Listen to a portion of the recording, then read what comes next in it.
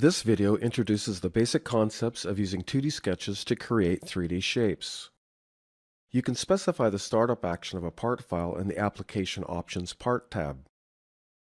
To begin, start the 2D sketch command and select an origin plane.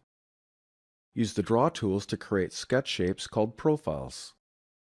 Fill in the size box as you sketch, or sketch an approximate shape and add dimensions later. Constraints are applied automatically as you sketch, but you can also add and delete them later. Use F8 or the command in the status bar to turn on the constraint display.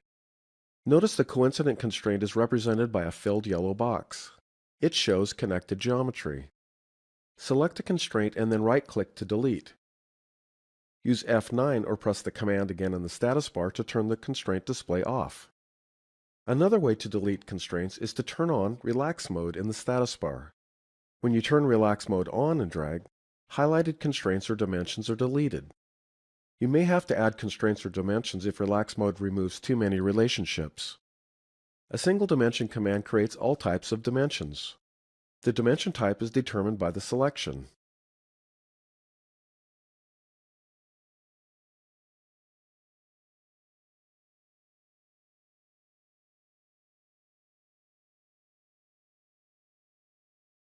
If you intentionally or accidentally exit a sketch, you can reactivate it to make additional edits to the geometry.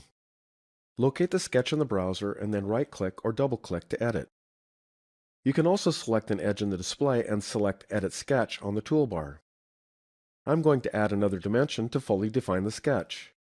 In this example, I'm going to link the new angle dimension to the value of the first angle dimension.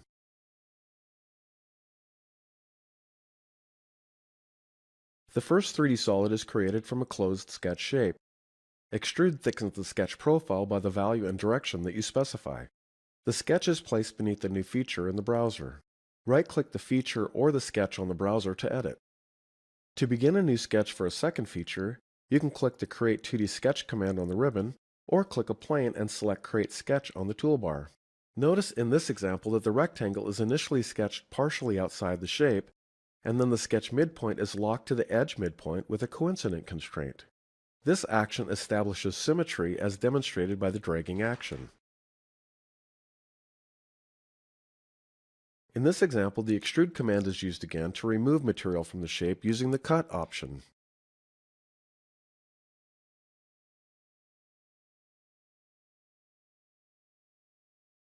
For more information on creating shapes, watch the Parts video.